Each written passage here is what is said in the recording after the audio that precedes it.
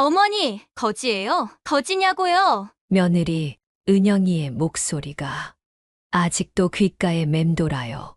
손주를 돌보다가 너무 더웠어. 수박 한 조각 잘라 먹었을 뿐인데 말이에요. 어머니, 우리 집 냉장고 함부로 열지 마세요. 진짜 거지 같으니까. 그 순간 30년 교직 생활 동안 쌓아온 모든 인내심이 산산조각 났어요. 여러분은 상상하실 수 있으세요? 퇴직금까지 털어서 신혼집 마련해주고 30평짜리 집에서 나와서 혼자 살고 있는 시어머니한테 친딸처럼 모시겠다던 며느리 은영이가 하는 말이에요. 사실 이런 일이 저한테만 일어나는 게 아니거든요. 요즘 많은 시어머니들이 겪고 있는 현실이에요. 여러분, 잠깐만 지금 이 이야기가 궁금하시다면, 그리고 제가 과연 어떤 선택을 했는지 끝까지 들어보고 싶으시다면 꼭 구독 버튼을 눌러주세요. 그리고 좋아요와 알림 설정까지 해주시면 앞으로 더 많은 진솔한 이야기들을 놓치지 않으실 수 있어요. 자, 그럼 이제 처음부터 제 이야기를 시작해 볼게요. 과연 저는 어떤 선택을 했을까요? 안녕하세요. 오늘 사연을 보내드리는 김영순이라고 합니다. 올해 69세입니다. 30년 동안 초등학교에서 아이들을 가르치다 퇴직한 전직 교사예요. 사실 이런 곳에 사연을 보낼 줄은 몰랐어요. 그런데 요즘 너무 답답하고 속상해서, 그리고 제가 한 선택이 과연 옳은 건지 궁금해서 용기를 내어 펜을 들었습니다. 제 이야기는 아마 많은 시어머니들이 공감하실 거예요. 아니, 어쩌면 며느리 입장에서는 또 시어머니 투정이네 하고 생각하실지도 모르겠지만요. 하지만 끝까지 들어주신다면 제가 왜 이런 선택을 할 수밖에 없었는지 이해해 주실 거라 믿어요. 남편을 먼저 떠나보낸 지 벌써 5년이 되었어요. 그동안 아들 하나만 바라보고 살았습니다. 교사였던 제가 그나마 모아둔 적금도 퇴직금도 심지어 남편이 남겨준 보험금까지 모두 아들 결혼 자금으로 써줬어요. 아들이 행복하면 저도 행복할 거라고 생각했거든요. 3년 전 아들이 결혼을 한다고 했을 때 정말 기뻤어요. 은영이를 처음 만났을 때의 기억이 아직도 생생해요. 키도 크고 예쁘더라고요. 대학교도 좋은 곳을 나왔고, 직장도 괜찮은 곳에 다닌다고 하니까 우리 아들이 복이 많구나 싶었어요. 어머니, 앞으로 잘 부탁드려요. 제가 친딸처럼 어머니를 잘 모실게요. 결혼식 전에 은영이가 한 말이에요. 그때는 정말 진심인 줄 알았어요. 아, 이제 정말 딸 하나 생겼구나. 외롭지 않겠구나 싶었죠. 결혼 준비하면서도 제가 할 수 있는 건 다 해줬어요. 신혼집은 물론이고 가전제품, 가구까지 하나하나 정성스럽게 골라서 사줬습니다. 혹시라도 은영이가 시집살이 힘들다고 할까봐 아예 제가 먼저 작은 아파트로 이사를 갔어요. 아들아, 엄마는 괜찮으니까 너희끼리 신혼생활 잘해라. 필요할 때만 연락해. 그렇게 말하면서도 속으로는 가끔 연락이라도 왔으면 좋겠다고 생각했어요. 집에서 혼자 살기에는 너무 조용하고 쓸쓸했거든요. 처음 몇 달은 그래도 괜찮았어요. 아들이 일주일에 한 번씩은 안부 전화를 했고, 은영이도 가끔 문자 메시지를 보내줬거든요. 어머니, 안녕하세요. 날씨가 추워지는데 감기 조심하세요. 이런 식으로요. 그런데 시간이 지날수록 연락이 뜸해지기 시작했어요. 일주일에 한 번이던 아들 전화가 2주에 한 번이 되고 한 달에 한 번이 되더라고요. 은영이 문자는 아예 끊겼고요. 저도 처음에는 이해하려고 했어요. 신혼부부니까 둘만의 시간이 필요하겠구나. 직장 생활도 바쁠 텐데 시어머니까지 신경 쓰기 힘들겠구나 하면서요. 교사 생활을 오래 하다 보니까 남의 입장에서 생각하는 게 습관이 되어 있었어요. 그러다가 첫 번째 충격적인 일이 생겼어요. 결혼한 지 1년쯤 되었을 때였는데 우연히 동네 마트에서 은영이를 마주쳤어요. 반가워서 은영아 하고 불렀는데 은영이가 깜짝 놀라면서 굉장히 당황하는 표정을 짓더라고요. 어머니, 안녕하세요. 뭘 그렇게 놀라니? 반가워서 그러는데 요즘 어떻게 지내니? 네, 잘 지내요. 그런데 어머니, 저 급한 일이 있어서 먼저 가봐야겠어요. 그러더니 정말 황급히 사라져 버렸어요. 장바구니도 내팽개치고 그냥 마트에서 나가버리더라고요. 처음에는 정말 급한 일이 있나 보다 했는데 나중에 생각해 보니까 저와 마주친 게 부담스러웠던 것 같아요. 그 일 이후로 더욱 연락이 뜸해졌어요. 아들에게 전화했어. 은영이 어떻게 지내냐? 가끔 안부라도 전해달라 했더니 엄마, 은영이도 요즘 직장 생활이 너무 바빠. 이해해줘. 하면서 대충 넘어가더라고요. 그렇게 또 몇 달이 지났을 때 정말 충격적인 소식을 들었어요. 은영이가 임신했다는 거예요. 그런데 그걸 아들한테서 들은 게 아니라 같은 동네에 사는 지인분이 영순 씨, 은영이 임신했다면서요? 축하해요. 하시는 바람에 알게 된 거예요. 그 순간 정말 어이가 없었어요. 손주가 생긴다는 걸 왜 남들을 통해서 들어야 하나요? 바로 집에 가서 아들한테 전화했어요. 아들아, 은영이 임신했다면서 왜 엄마한테는 말 안 했니? 아, 그게 미안해. 엄마, 말하려고 했는데 깜빡했어. 깜빡했다고요? 첫 손주가 생긴다는데 그걸 깜빡해요? 그때 가슴이 정말 아팠어요. 아, 내가 이제 이 정도 취급을 받는구나 싶어서요. 하지만 그래도 손주라는 게 얼마나 소중한지 아니까 마음을 다독이면서 은영이한테 전화를 걸었어요. 은영아, 임신 축하한다. 몸조리 잘해라. 필요한 거 있으면 언제든지 말해. 네, 감사합니다. 어머니, 목소리가 굉장히 차갑더라고요. 그냥 의무적으로 대답하는 느낌이었어요. 혹시 입덧이 심해서 그런가 싶어서. 입덧은 어떠니? 힘들면 병원에 가봐야지 했더니 괜찮아요. 저희끼리 알아서 할게요. 하면서 전화를 끊어버렸어요. 저희끼리 알아서 한다고요. 그 말이 얼마나 마음에 와 닿던지. 아, 나는 이제 저희에 포함되지 않는구나 싶었어요.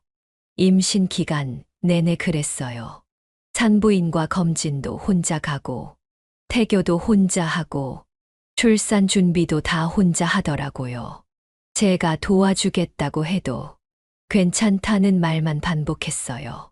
그러다가 마침내 손주가 태어났어요. 아들한테서 엄마, 애기 태어났어. 건강한 아들이야.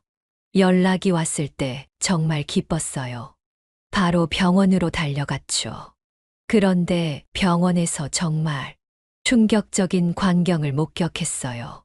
병실 문을 열고 들어갔는데 은영이 친정 식구들이 다 와 있는 거예요. 은영이 엄마, 아빠, 심지어 언니까지. 그런데 저는 아무도 안 불렀다는 거예요. 어머니, 어떻게 오셨어요? 은영이가 놀란 듯이 물어보는데 그 표정이 왜 왔냐는 식이더라고요. 친할머니가 손주 보러 오는 게 그렇게 이상한 일인가요? 손주 보러 왔지. 축하한다. 은영아. 그렇게 말하면서도 마음이 얼마나 아팠는지 몰라요. 은영이 친정 식구들은 다 부르면서 정작 친할머니는 왜 안 불렀을까요? 손주를 안아보려고 했더니 아직 면역력이 약해서 많은 사람이 만지면 안 된다고 의사 선생님이 그러셨어요. 라고 하면서 안게 해주지 않더라고요.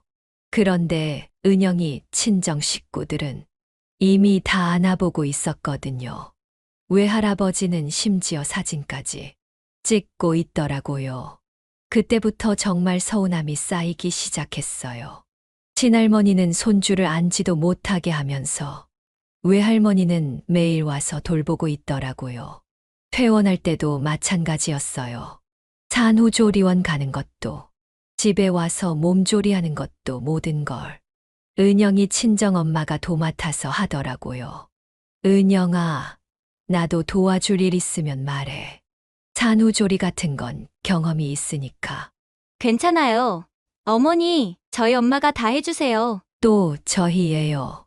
저희 엄마, 저희 집안, 전부 다 저희더라고요. 그럼 저는 뭐예요? 남이에요? 그렇게 손주가 태어난 지 3개월이 지나도록 제대로 안아본 적이 한 번도 없었어요. 가끔 아들이 데리고 와도 잠깐 보는 게 전부였고, 은영이가 함께 오는 일은 거의 없었어요. 그러던 어느 날, 정말 가슴 아픈 일이 벌어졌어요. 제가 손주를 위해 정성스럽게 만든 옷들이 쓰레기통에 버려져 있는 걸 본 거예요. 손주가 태어나고 나서 제가 할 수 있는 일이라곤 그것뿐이었어요. 평소 취미생활로 재봉틀로 만들기를 좋아했던 저는 손주 옷을 하나하나 정성스럽게 만들어서 가져다 줬어요. 여름이니까 시원한 면 소재로 만든 조그만 반팔티며 바지며 모자까지. 은영아, 손주 옷 만들어 왔다. 시원한 천으로 만들었으니까 입혀봐. 네, 감사합니다. 어머니, 그때도 대답이 그냥 의무적이더라고요. 하지만 그래도 손주가 제가 만든 옷을 입는다고 생각하니까 기뻤어요. 그런데 며칠 후에 아들네 집 앞을 지나가다가 쓰레기 분리수거하는 날이더라고요. 그런데 쓰레기 봉투에서 뭔가 익숙한 게 보이는 거예요. 자세히 보니까 제가 만든 손주 옷들이었어요. 한 번도 입혀보지 않은 새 옷 그대로 버려져 있더라고요. 그 순간 정말 숨이 막혔어요. 밤새워 한 땀 한 땀 정성스럽게 만든 옷들이 한 번도 입혀보지도 않고 그냥 쓰레기가 되어버린 거예요. 손주 얼굴 생각하면서 만든 그 옷들이요. 너무 속상하고 하루 종일 가슴이 미어졌어요. 아, 내 정성이 이 정도 취급을 받는구나. 내가 만든 건 쓰레기와 같구나 싶어서요. 그 일 이후로 더 이상 손주 용품을 사다 주거나 만들어주지 않았어요. 어차피 버려질 거라면 뭐 하러 시간과 정성을 들이겠어요. 그렇게 지내다가 손주가 돌이 되었어요. 첫 돌이니까 얼마나 기쁜 일이에요. 그런데 돌잔치 초대도 받지 못했어요. 아들한테 전화해서 손주 돌잔치 언제 하니? 물어봤더니 엄마, 우리는 조용히 가족끼리만 할 거야. 가족끼리만 한다고요? 그럼 저는 가족이 아닌가요? 나중에 알고 보니까 은영이 친정 식구들은 다 초대받았더라고요. 같은 동네 지인분이 영순 씨, 손주 돌잔치 어땠어요? 며느리 친정 식구들이 모여서 정말 좋아하시던데요. 하시는 바람에 알게 됐죠.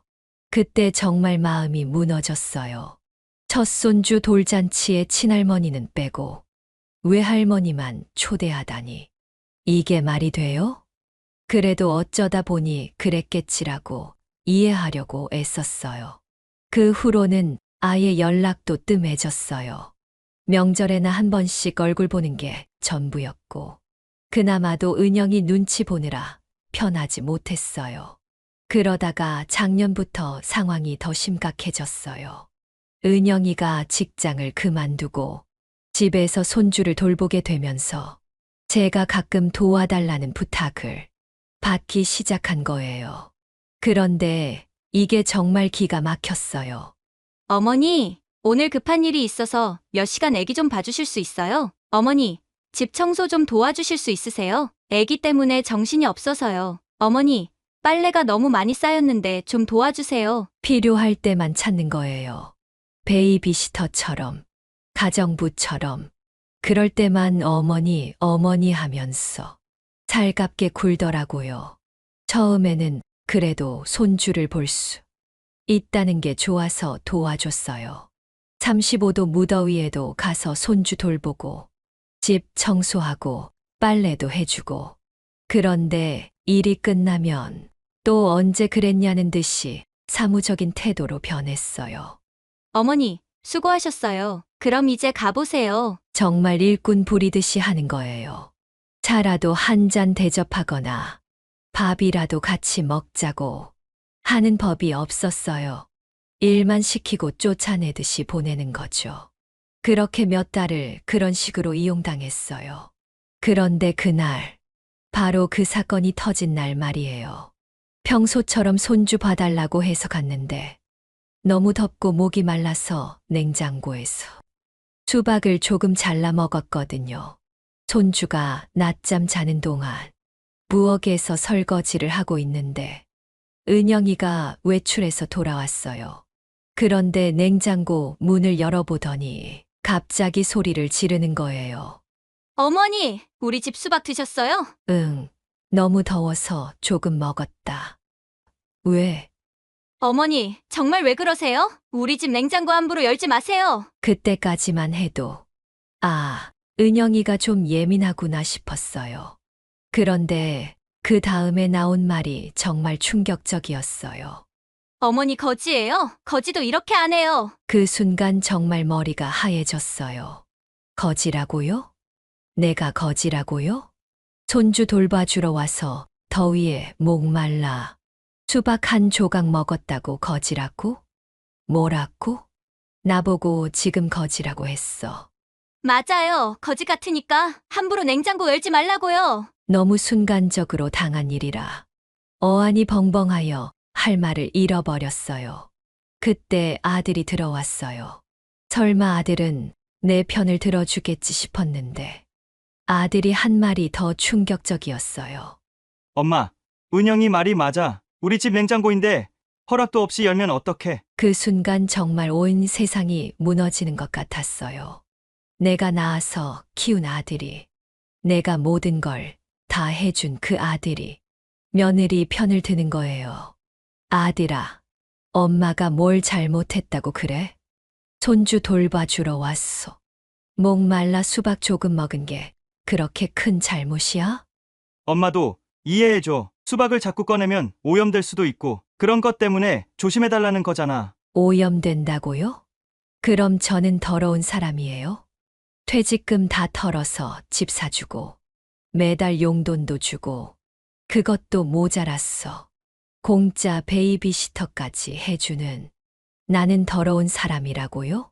그때 정말 참았던 모든 감정이 폭발했어요. 3년 동안 쌓였던 모든 서러움과 분노가 한꺼번에 쏟아져 나왔어요. 좋아, 이제 알겠어. 나는 정말 거지구나. 그럼 이 거지는 이제 여기 안 온다. 그렇게 소리치고 집을 뛰쳐나왔어요. 그리고 그 길로 바로 부동산에 갔어요. 중개사님, 제 집 팔고 싶어요. 부동산 중개사님이 깜짝 놀라면서 사모님, 갑자기 집 내놓으시게요? 하더라고요. 팔 거예요. 당장 팔아주세요. 아직 아파트 명의는 제 명의였거든요. 집에 와서 은영이한테 전화했어요. 은영아, 잘 들어. 나 이제 너희들이 사는 내 아파트 부동산에 내놓았다. 그리고 우리 인연은 이제 여기까지다. 어머니, 갑자기 무슨 소리예요? 무슨 소리긴 뭔 소리야. 거지 취급받으면서까지 내가 너희들과 함께할 이유가 뭐 있겠니? 너희도 원하는 일이잖아. 어머니, 진정하세요. 제가 너무 심했어요. 사과드릴게요. 사과. 이제 와서 사과해서 뭐해? 이미 늦었어. 그날 밤부터 은영이와 아들이 난리가 났어요. 매일 전화 와서 사과하고 집까지 찾아와서 무릎 꿇고 빌기도 했어요. 엄마, 제발 한 번만 용서해줘. 우리가 잘못했어. 어머니, 정말 죄송해요. 제가 너무 심했어요. 다시는 그런 일 없을 거예요. 그 모습을 보니까 마음 한쪽이 아프긴 했어요. 그래도 내가 낳아서 키운 아들인데. 하지만 이미 제 마음은 돌이킬 수 없을 만큼 굳어버렸어요. 아들아, 이제 와서 무릎 꿇는다고 달라지는 게 있어. 그동안 엄마가 얼마나 아팠는지 알기나 해. 우리가 정말 잘못했어요. 앞으로는 진짜 친딸처럼 어머니를 대하고 모실게요. 친딸처럼 모신다고. 벌써 몇 번째야. 그 말이? 결혼할 때도 친딸처럼 모시겠다고 했잖아. 그런데 결과가 뭐야? 거지 취급이야. 은영이가 더 큰 소리로 울기 시작했어요. 어머니, 제발요. 저 정말 반성하고 있어요. 제가 임신할 때부터 스트레스가 너무 많아서 그래도 변명은 안 될 거예요. 정말 죄송해요. 은영아, 스트레스가 많았으면 나한테 말했어야지. 나는 너의 적이 아니야. 도와주려고 했던 사람이라고. 네, 알아요. 사실은 제가 결혼 초부터 친정엄마가 자주 오셔서 익숙했는데 어머니까지 자주 오시면 제 생활을 감시당하는 것 같고 부담스러웠어요. 신혼부부니까 자유롭게 지내고 싶었는데 어머니가 오시면 집 정리도 신경 써야 하고 요리도 신경 써야 하고 그게 스트레스였어요. 그 말을 듣는 순간, 아, 이게 진짜 이유구나 싶었어요. 결국 저를 귀찮은 존재로 본 거였구나. 감시하러 오는 사람으로 생각했구나. 자유롭게 지내는데 방해가 되는 존재였던 거죠. 나는 너를 감시하려고 했던 게 아니야. 그냥 가족이 되고 싶었던 거야. 하지만 이미 너무 많은 상처를 받았어요. 그동안의 서운함과 외로움, 무시당했던 기억들이 한순간에 사라질 수는 없었어요. 결국 저는 처음부터 환영받지 못하는 존재였던 거예요. 일주일 후 집이 팔렸어요. 다행히 집값이 많이 올랐어. 좋은 가격에 팔렸거든요. 그 돈으로 조용한 동네에 작은 아파트를 계약했어요. 자식에게 다 주고 저는 월세집에 살았거든요. 이제 몸도 마음도 정리를 해야겠다 싶어서 아들네 집에 마지막으로 한 번 갔어요. 그동안 손주 돌보러 오면서 조금씩 가져다 둔 제 물건들을 챙기러 문을 열고 들어가니 며느리가 거실에 앉아 있더라고요. 제 얼굴을 보더니 어색하게 인사는 하는데 표정이 떨떠름했어요. 아마 제가 이 집과는 인연을 끊는다는 것이 실감 나지 않았나 봐요. 은영아, 짐 좀 챙기러 왔다. 금방 갈게. 네, 어머니. 실제로 제 물건이라고 해봐야 얼마 없더라고요. 손주 돌보러 올 때 입던 여벌 옷 몇 벌, 가져다 뒀던 혈압약이나 소화제들, 그리고 제가 아껴두던 아들 어릴 때 사진들 정도였어요. 옷장 한쪽에 걸려있던 제 옷들을 보니까 마음이 복잡해지더라고요.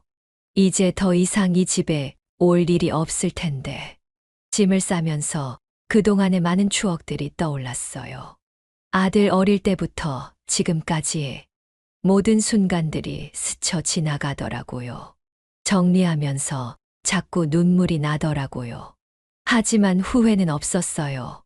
이제는 정말 끝이구나 싶었어요. 짐이라고 해봐야 여행 가방 하나 정도 되더라고요. 가방을 들고 현관으로 나오는데 마침 아들이 회사에서 돌아왔어요. 제가 가방을 든 모습을 보더니 얼굴이 굳어지더라고요. 아들아, 엄마도 이제 내 인생을 살고 싶어. 그동안 너희만 생각하며 살았는데 이제는 나 자신을 위해 살아보려고.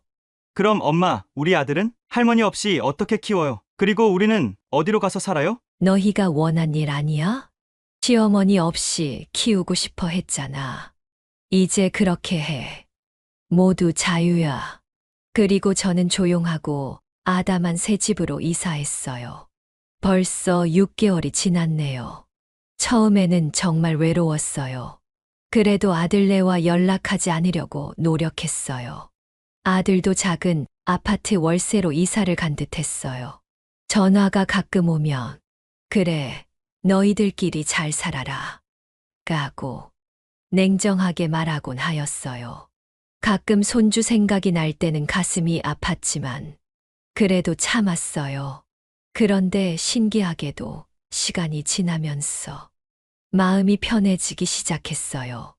누구 눈치 보지 않고 내가 하고 싶은 대로 살 수 있다는 게 이렇게 자유로운 줄 몰랐어요. 요즘에는 동네 복지관, 한글 교실에서 외국인들에게 한국어를 가르쳐 주고 있어요. 30년 교직 경험이 여기서 빛을 발하고 있죠. 아이들 대신 어른들을 가르치지만 그들의 열정을 보면 제가 더 힘이 나요. 선생님 고맙습니다. 선생님 덕분에 한국어 많이 늘었어요. 베트남에서 온 학생이 저한테 한 말이에요. 이런 말을 들을 때마다 정말 보람을 느껴요. 누군가에게 진짜 필요한 사람이 된다는 게 이런 기분이구나 싶어요. 그리고 같이 봉사하는 분들과 친해져서 가끔 함께 영화도 보고 맛있는 곳도 다녀요. 비슷한 나이의 할머니들인데 다들 각자의 사연이 있으시더라고요. 며느리 때문에 고생하신 분들도 계시고 아들 때문에 많이 속상하신 분들도 계시고요. 영순 씨, 우리 나이에 뭐 그런 거로 스트레스 받아요. 우리도 우리 인생 살아야죠. 정말 위로가 되는 말이었어요. 이런 게 진짜 제 인생이구나 싶어요. 가끔 아들한테서 전화가 와요. 손주 얘기도 하고 잘 지내냐고도 묻고요. 예전처럼 차갑게 대하지는 않아요. 하지만 다시 그들의 삶에 끼어들고 싶지는 않아요. 엄마, 명절 때 집에 와서 같이 보내요. 아니야, 아들아. 나는 이제 여기가 집이야. 너희끼리 잘 보내라. 생각이 나면 가끔 귀여운 손주, 사진이라도 보내줘.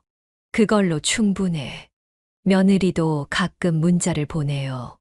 안부 인사와 함께 손주 사진을 보내주죠. 예전처럼 차갑지 않아요. 아마 제가 멀어지고 나서야 제 소중함을 깨달았나 봐요. 어머니, 안녕하세요. 요즘 날씨가 추운데 건강 조심하세요. 이런 식으로 연락이 와요. 마음이 아프기도 하지만 그래도 예전처럼 화가 나지는 않아요. 하지만 저는 더 이상 그들의 필요에 따라 움직이지 않아요. 제가 원할 때, 제가 편할 때만 연락하고 만나요. 그들이 부르면 달려가던 예전의 제가 아니에요. 지난주에 아들이 엄마, 은영이가 몸이 안 좋아서 손주 좀 봐달라고 하더라고요. 예전 같았으면 바로 달려갔겠지만 이번엔 달랐어요. 아들아, 미안하지만 나도 약속이 있어. 베이비시터 구해서 맡겨라. 엄마, 아들아, 나도 이제 내 생활이 있어. 이해해 줘. 그렇게 말하고 전화를 끊었어요. 마음이 아프긴 했지만 후회하지 않았어요. 사실 가끔은 후회가 되기도 해요. 너무 심한 선택을 했나 싶기도 하고요. 특히 손주 생각이 날 때는 정말 마음이 아파요. 하지만 그 순간순간을 생각해보면 달리 선택할 수 있는 길이 있었나 싶어요. 아마 많은 분들이 제 선택을 이해하지 못하실 수도 있어요. 그래도 가족인데 손주를 위해서라도 참아야지 하실 분들도 계실 거고요. 며느리 입장에서는 시어머니가 너무 고집스럽다고 생각하실 수도 있고요. 하지만 저도 사람이에요. 감정이 있고 자존심이 있는 사람이라고요. 아무리 가족이라도 한 사람의 인격을 무시하고 함부로 대해서는 안 되는 거 아닌가요? 요즘 제가 깨달은 건 진짜 가족은 혈연 관계가 아니라 서로를 존중하고 사랑하는 마음에서 시작된다는 거예요. 아무리 며느리라고 해도, 아무리 시어머니라고 해도 기본적인 예의와 존중은 있어야 하는 거 아닌가요? 그리고 또 하나 깨달은 건 사랑도 한계가 있다는 거예요. 아무리 가족이라도, 아무리 사랑한다고 해도 계속 상처만 주면 그 사랑도 식어버린다는 거요. 특히 자존심에 상처를 주면 더욱 그래요. 지금 저는 행복해요. 물론 가끔 외롭기도 하고, 손주 생각에 가슴이 저려오기도 하지만, 그래도 누구한테 무시당하지 않고 당당하게 살고 있다는 게 좋아요. 예전에는 항상 누군가의 눈치를 봤어요. 며느리 눈치, 아들 눈치. 그런데 이제는 그런 게 없어요. 내가 하고 싶은 일을 하고, 내가 만나고 싶은 사람들을 만나고, 내가 가고 싶은 곳에 가요. 어제는 복지관 친구들과 함께 기차를 타고 강릉 바다를 보러 갔어요. 파도 소리를 들으면서, 아, 내가 이런 자유를 누리고 살 수도 있구나 싶었어요. 69세의 새로운 인생을 시작하게 될 줄 누가 알았겠어요? 여러분, 긴 이야기 끝까지 들어주셔서 정말 감사해요. 제 이야기가 여러분께 어떻게 들리셨는지 정말 궁금해요. 혹시 비슷한 경험이 있으신 시어머니 분들이나 며느리 입장에서 다른 생각을 가지고 계신 분들은 댓글로 꼭 의견을 남겨주세요. 그리고 이런 진솔한 이야기들이 더 많은 분들에게 도움이 될 수 있도록 구독과 좋아요, 알림 설정 부탁드려요. 서로의 아픔을 나누고 이해할 수 있는 따뜻한 공간이 되었으면 좋겠어요. 여러분의 댓글 하나하나가 저에게는 큰 위로가 될 거예요.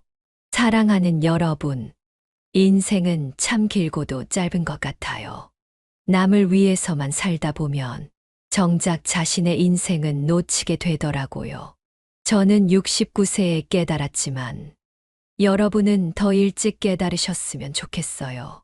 가족이라는 이름으로, 사랑이라는 이름으로 자신을 희생하는 것도 중요하지만 때로는 자신을 지키는 용기도 필요한 것 같아요. 여러분도 누군가에게 상처받고 계신다면 참기만이 능사가 아님을 기억해 주세요. 여러분 모두 존중받을 자격이 있는 소중한 사람들이니까요. 혹시 지금 저와 비슷한 상황에 계신 분들이 있다면 너무 성급하게 결정하지는 마세요. 하지만 자신의 존재가 계속 무시당한다면 용기를 내어 목소리를 내는 것도 필요해요. 그리고 며느리들에게도 한 말씀 드리고 싶어요.